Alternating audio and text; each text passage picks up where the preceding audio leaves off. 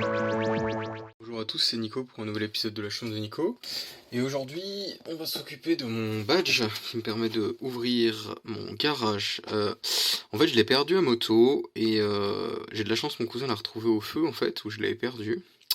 Sauf que, sauf qu'une bagnole avait roulé dessus et du coup, bah voilà. Donc ce qui s'est passé, c'est que le quartz qui est là était mort. Donc j'en ai commandé, je l'ai changé. Je viens de changer la pile aussi parce qu'elle était un peu écrasée mais il fonctionnait. Sauf que la portée elle est de 10 à 20 cm, ce qui est un peu mauvais. Alors l'antenne est là. Alors j'en discutais avec un collègue professeur en électronique. Alors il me dit que ça pour lui c'est en fait une antenne également mais plutôt pour la programmation en fait. Quelque chose à résonance, quelque chose du genre de NFC par exemple. Dans ces fréquences de la centaine de mégahertz, il me disait. Ça servirait à programmer le badge. L'antenne 433 MHz, parce que c'est du 433, elle est là-haut. Et ça se tient parce qu'effectivement, le circuit émetteur, il est là, on va le regarder au microscope juste après. Donc voilà, donc moi j'ai changé le quartz. Donc là, je vais rechanger le quartz pour voir, et je vais refaire les soudures. Notamment au niveau de l'ampli qui est là, pour voir si le souci ne vient pas de là. Donc voilà. Donc bon, ne laissez pas votre badge se faire écraser par un véhicule parce que c'est pas l'idéal quoi. Et le quartz, coup de bol, j'en ai pris plusieurs, alors je vais les sortir. Hop, je reviens vers vous tout de suite.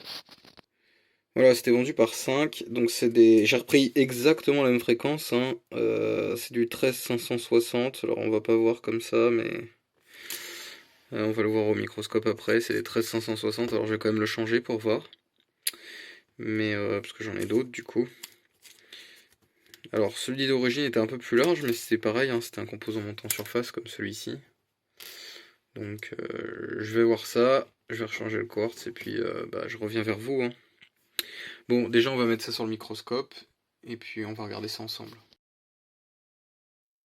Donc là je suis sur le microscope et en fait on découvre que ça c'est une, pour moi ça doit être une inductance, je pense, hein, montée, donc une inductance sur circuit imprimé directement. Et on voit qu'il y avait une piste de coupée. Donc on va pouvoir voir que du coup je me permets de refaire la piste en fait pour éliminer toute possibilité que le problème vienne d'ici. Donc tout simplement, hein, j'ai mis un bout de fil en fait de 0,1, donc du assez fin. Et ensuite bah, j'ai recouvert la réparation par du Kapton, hein. Voilà, comme on peut le voir à l'instant.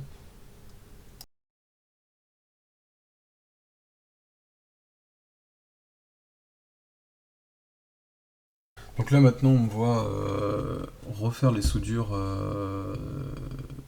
de la puce du coup, hein, de la puce. Donc je l'ai retiré de la carte entièrement, j'ai nettoyé les soudures en dessous et je l'ai reposé sur la carte. On voit pas la partie où je l'enlève parce que j'ai coupé la vidéo. On voit la partie en fait où après je la ressoude. Et j'avais refait donc les soudures en dessous, j'ai testé les pistes aussi également. Et voilà, donc là on va refaire ça et on va aussi refaire les soudures du quartz que j'ai remplacées, les refaire propres. Voilà. Et donc, on passe à la suite de la vidéo. Donc, j'ai refait la soudure de la bobine derrière, ça me plaisait pas trop. J'ai l'impression qu'elle touchait celle qui était adjacente en fait. Donc là c'est bon, ça s'est réglé. Et j'ai retiré et remis le transmetteur qui est juste là. Et donc j'ai refait chaque soudure, j'ai testé les pads qui est en dessous parce que effectivement la carte elle a été vachement déformée, hein, comme on peut le voir. Alors, où est-ce que ça va être visible un peu plus là-haut. Vous voyez toutes les petites craquelures. Alors on les voit pas très bien. Là on voit. Ça c'est pas des rayures, c'est des craquelures en fait dans le fiberglass, dans le PCB quoi. Donc dans le fiberglass, tu vois. Tout ça c'est craquelé. Craquelé de partout là. Et donc je pense que la carte avait vachement travaillé. Donc j'ai refait les soudures du transmetteur, de la puce de transmission qui est bah, juste là au centre. Hein. Et là du coup la télécommande fonctionne, elle a une portée tout à fait normale. Donc je suis très satisfait. Voilà. Donc on se retrouve dans une prochaine vidéo.